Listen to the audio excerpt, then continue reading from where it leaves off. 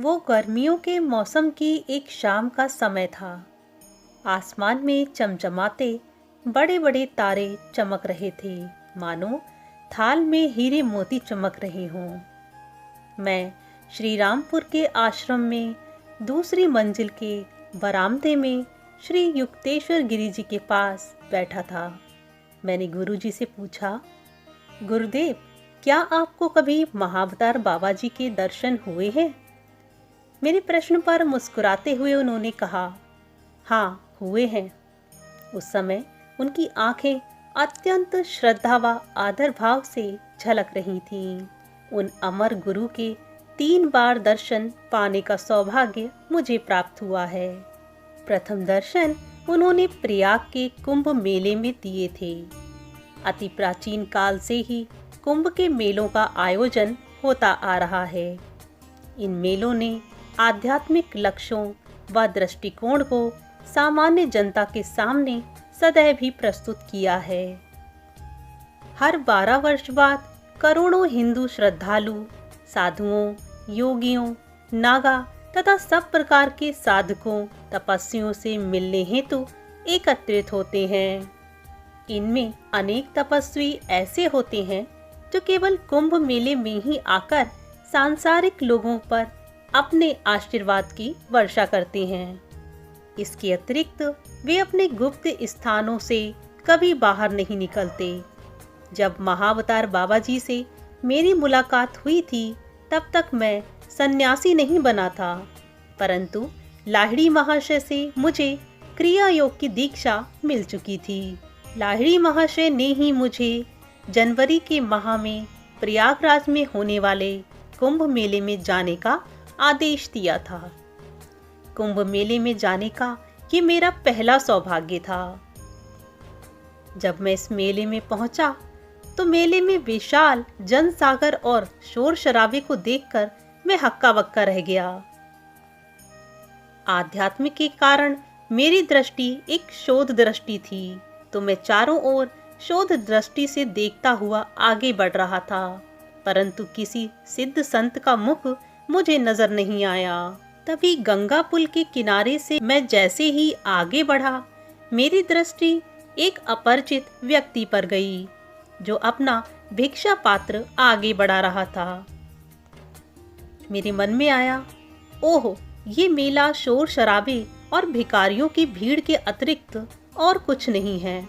मैंने मन ही मन विचार किया, धर्म का नाम लेकर केवल भिक्षा पर ही सारा ध्यान रखने वाले इन निकम्मों से तो मानव जाति की प्रत्यक्ष भलाई के लिए धैर्यपूर्वक ज्ञान की सीमाओं का विस्तार करने वाले पाश्चात्य वैज्ञानिक ही भगवान को अधिक प्रसन्न करते होंगे। समाज सुधार के लिए मेरे मन में सुलगते विचारों में अचानक कुछ बाधा सी पड़ गई, जब मेरे सामने आकर खड़े हुए एक ऊंचे कद के सन्यासी की आवाज मेरे कानों में पड़ी। महाराज, एक संत आपको बुला रहे हैं। मैंने कहा, कौन है वे? आकर खुद ही देख लीजिए। फिर मैं उनके साथ चल पड़ा। वो मुझे एक वृक्ष के समीप ले गए, जिसकी छाया में मन को मुग्ध कर देने वाले शिष्यों की भीड़ से घिरे हुए एक गुरु बैठे थे। अलौकिक तेज से परिपूर्ण उनकी आंखें तेजस्वी थीं। मेरे पास पहुंचते ही वे खड़े हो गए और आगे बढ़कर मुझे हृदय से लगा लिया। अत्यंत प्रेमपूर्ण शब्दों से वे बोले, आइए स्वामी जी। मैंने कहा, मैं स्वामी नहीं हूँ महाराज। मैंने जोर देकर कहा, ईश्वर की आज्ञा से मैं जिसे स्वामी की उपाधि प्रदान करता हूँ, वह व्यक्ति कभी उस उपाधि का त्याग नहीं करता। उस क्षण मैं आध्यात्म के आशीर्वाद की लहरों में मानो हिलोरे लेने लगा।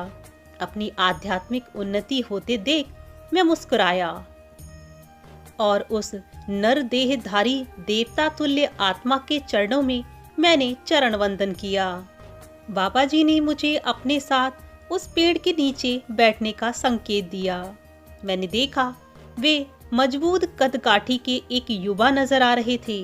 बाबा जी के पास वो अद्भुत शक्ति है जिससे वे किसी भी व्यक्ति के मन में आने वाले विशेष विचार को रोक सकती हैं। शायद वे चाहते थे कि उनकी उपस्थिति में मैं पूर्णतः स्वाभाविक स्थिति में रहूं और उन्हें पहचान कर स्तब्ध न हो जाऊं। फिर बाबा जी ने मुझसे पूछा, कुंभ मेले के बारे में आपका क्या विचार है? मैंने कहा, मुझे बहुत निराशा हुई महाराज।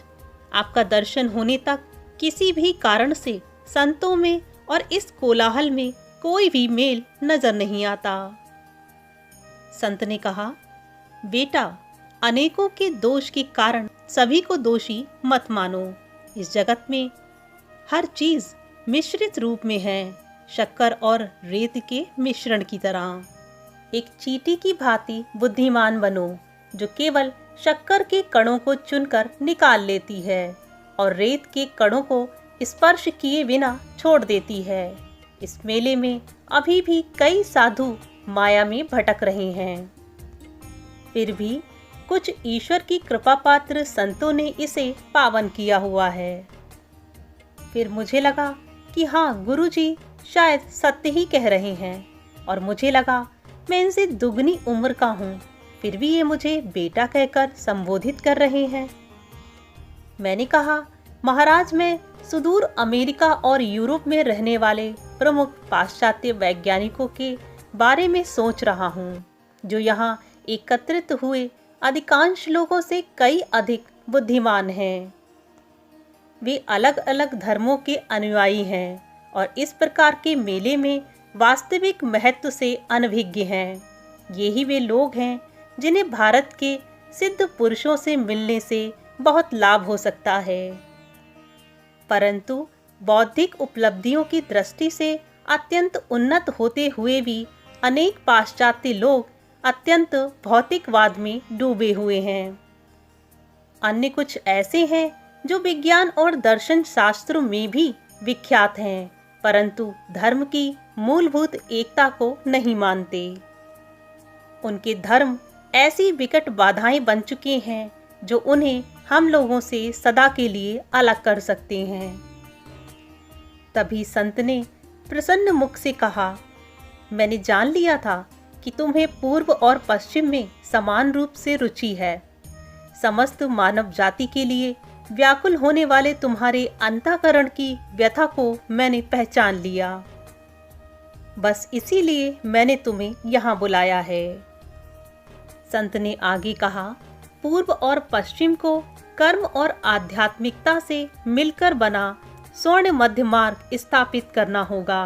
भौतिक विकास में भारत को पाश्चात्य जगत से बहुत कुछ सीखना है और बदले में भारत सभी द्वारा अपनाई जा सकने वाली ऐसी विधियों का ज्ञान दे सकता है जिनसे पाश्चात्य जगत अपने आध्यात्मिक ज्ञान को उन्नत कर सकता है।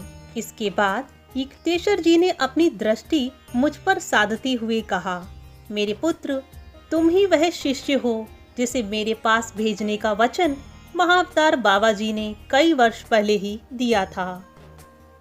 ये जानकर मुझे अत्यंत हर्ष व प्रसन्नता हुई कि स्वयं बाबा जी ने मेरे कदम युक्तेश्वर जी की ओर मोड़ दिए थे। फिर भी अपने प्रिय गुरु और आश्रम की सादगी से दूर पाश्चात्य जगत में अपने होने की कल्पना करना मेरे लिए काफी कठिन हो रहा था। गुरुजी फिर से अपनी व महाअवतार बाबा जी की वार्ता की चर्चा करने लगे और कहा कि महाअवतार बाबा जी ने भगवत गीता के बारे में कहा कि उन्हें इस बात का पता था कि मैंने गीता के कुछ अध्यायों पर टीका लिखी है। उन्होंने मुझसे कहा, मेरी आपसे विनती है स्वामी जी कि आप एक और काम की जिम्मेदारी लें।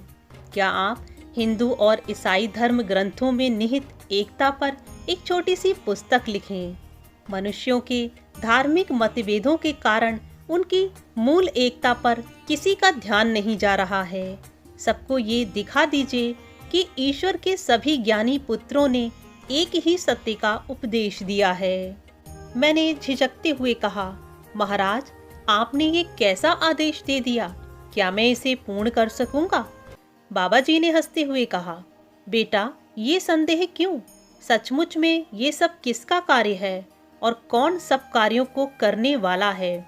प्रभु ने जो भी मेरे मुख से कहलवाया है उसका सत्य बनकर साकार होना अवश्यंभावी है। फिर अचानक ही मुझे लगा कि बाबा जी के आशीर्वाद से मुझ में इस काम को करने की समर्थता आ गई है। अतः मैंने पुस्तक लिखने का आश्वासन उन्हें दे दिया। अब बाबा जी से विदा होने का समय आ चुका था। इच्छा न होने पर भी मैं अपने आसन से उठ खड़ा हुआ। तभी बाबा जी ने कहा, तुम लाहिड़ी महाशय को जानते हो? वे महान आत्मा है, उन्हें हमारी इस भेंट के बारे में बता देना। फिर विदा लेते हुए मैंने उनके चरणों में प्रणाम किया तो वे कृपा पूर्वक मुस्कुराए और कहा, जब तुम्हारी पुस्तक पूर्ण हो जाएगी तो मैं तुमसे स्वयं मिलने आऊँगा। अब मुझे जाना होगा। दूसरे ही दिन मैं प्रयाग से विदा लेकर काशी जाने के लिए रेलगाड़ी में बैठा।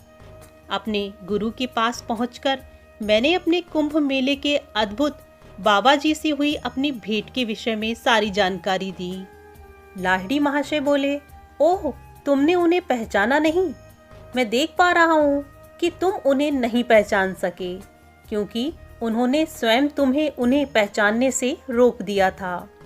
वे ही मेरे अद्वितीय अलौकिक गुरु हैं, महाअवतार बाबा जी। मैंने कहा, महाअवतार बाबा जी? काश मैं अतीत को पुनः दोहरा सकता तो केवल उनके कमल चरणों में अपनी भक्ति अर्पित करने हेतु पुनः एक बार उनके समक्ष उपस्थित हो जाता। तभी लाहिड़ी महाशय ने सांत्वना देते हुए कहा, कोई बात नहीं, उन्होंने तुम्हें फिर से दर्शन देने का वचन जो दिया है। मैंने कहा, गुरुदेव, बाबा जी ने मुझे आपको एक संदेश देने को कहा है कि लाहिड़ी को बताना कि इस जीवन के लिए रखी गई शक्ति बहुत कम बची है, लगभग समाप्त हो चुकी है। मेरे मुख से ऐसे शब्द निकलते ही लाहिड़ी महाशय की देह अचानक ऐसे कांप गई जैसे उन पर बिजली गिर गई हो। उनके मुख की मुस्कान निराशा में बदल गई। मैं भी भय से भर गया। अपने जीवन में मैंने कभी भी अपने गुरुजी को इतना गंभीर और बेचैन नहीं देखा था। 3 घंटे ऐसे ही बीत गए। सभी शिष्यों में निराशा और भय दिखाई दे रहा था। फिर लाहिड़ी महाशय की प्रसन्नता पुनः वापस आ गई। अपने गुरु की ऐसी प्रतिक्रिया से मैं जान गया था कि बाबा जी का संदेश एक ऐसा निश्चित संकेत था जिससे लाहिड़ी महाशय ये समझ गए थे कि उन्हें जल्द ही देह का त्याग करना होगा। उनकी भयंकर और स्तब्धता से ये प्रमाणित हो गया था कि मेरे गुरुदेव ने तत्क्षण ही स्वयं को संयमित कर भौतिक विश्व के साथ उन्हें जोड़कर रखने वाली अंतिम डोर को भी काट दिया था और वे परम तत्व के अपने नित्य स्वरूप में विलीन हो गए थे। बाबा जी का संदेश था कि मैं सदा तुम्हारे साथ रहूंगा। बाबा जी और लाहिड़ी महाशय दोनों ही सर्वज्ञ थे और बाबा जी को गुरु जी तक ये संदेश भेजने के लिए किसी अन्य माध्यम की आवश्यकता नहीं थी। फिर भी महान आत्माएं प्रायः मानवीय नाटकों में भाग लेने की कृपा करती हैं और कभी कभार वे साधारण तरीके से किसी संदेशवाहक के माध्यम से अपनी भविष्यवाणियां संप्रेषित करते हैं ताकि उन भविष्यवाणियों के साकार होने पर उनके बारे में बाद में जानकारी प्राप्त करने वालों में ईश्वर के प्रति अधिक श्रद्धा जागृत हो सके। जल्दी ही मैं काशी से चल पड़ा और श्री रामपुर में बाबा जी द्वारा बताए गए शास्त्रों के लेखन कार्य में जुट गया। गुरुजी आगे बताते हैं कि मैंने कार्य शुरू ही किया था कि मुझे मृत्युंजय परम गुरु महाअवतार बाबा जी पर एक श्रोत रचने की प्रेरणा हुई। इससे पूर्व मैंने कभी भी संस्कृत में काव्य लिखने का कोई प्रयास नहीं किया था, पर मेरी लेखनी से अपने आप ही ललित पंक्तियों का प्रवाह बहने लगा। रात के समय मैं सनातन धर्म के शास्त्रों और बाइबिल का तुलनात्मक अध्ययन कर अपना कार्य करता रहता। यीशु के शब्दों को वर्णित कर मैं ये दिखाने का प्रयास करता कि उनके उपदेशों और वेद वाक्यों में कोई खास अंतर नहीं है। मेरे गुरुजी की कृपा से पुस्तक द होली साइंस थोड़े ही समय में पूर्ण हो चुकी थी। दूसरे दिन मैं गंगा स्नान हेतु राय घाट पर गया था। उस समय घाट एकदम सुनसान था। थोड़ी देर बाद वहां खड़े होकर वहां की शांति व सुंदरता का अनुभव ले रहा था। फिर मैंने स्नान किया और उसके बाद मैं घर की ओर चल पड़ा। जैसे ही मैं वट वृक्ष से थोड़ा आगे पहुंचा तो सहसा मुझे पीछे मुड़ के देखने की प्रेरणा हुई। तभी मैं चौंक गया। उस वट वृक्ष के नीचे अपने शिष्यों से घिरे बैठे मैंने महाअवतार बाबा जी को देखा। मैं उनके पास गया। बाबा जी ने कहा, नमस्कार स्वामी जी। उन्होंने कहा, मैं देख पा रहा हूँ कि आपने सफलतापूर्वक अपनी पुस्तक का कार्य पूर्ण कर लिया है। वचन के अनुसार मैं आपका धन्यवाद करने आया हूँ। मैंने उनके चरणों में प्रणाम किया। मैंने कहा, बाबा जी, मेरा घर यहीं पास में है। क्या आप अपने शिष्यों के साथ वहाँ चलकर उसे पावन नहीं करेंगे? बाबा जी ने कहा, नहीं बेटा, हम वे लोग हैं जिन्हें वृक्षों की छाया ही रास आती है। हम यहीं ठीक हैं।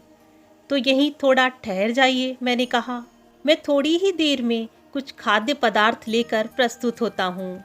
जैसे ही मैं मिठाइयाँ लेकर वहाँ वापस पहुँचा तो बाबा जी व शिष्यों का कहीं भी कोई अता पता नहीं था। मैंने चारों ओर उन्हें ढूंढा, परंतु वे मुझे कहीं नहीं मिले। मैं उदास हो गया। मैंने मन ही मन सोचा, आगे कभी भी बाबा जी से मेरी कोई भेंट हुई तो मैं उनसे कोई भी वार्ता नहीं करूँगा। उन्होंने मुझ पर निष्ठुरता दिखाई है। मेरा ये गुस्सा प्रेम का गुस्सा था। परंतु जब मेरा गुस्सा शांत हुआ तो मुझे स्वतः प्रेरणा आई कि यदि बाबा जी ने ऐसा किया है तो इसके पीछे अवश्य ही कोई महत्वपूर्ण वजह होगी। इसके बाद सदैव ही मैं बाबा जी का मार्गदर्शन पाता रहा और बड़े बड़े कार्यों को संपादित करने में महाअवतार बाबा जी की मेरे ऊपर विशेष कृपा होती रही।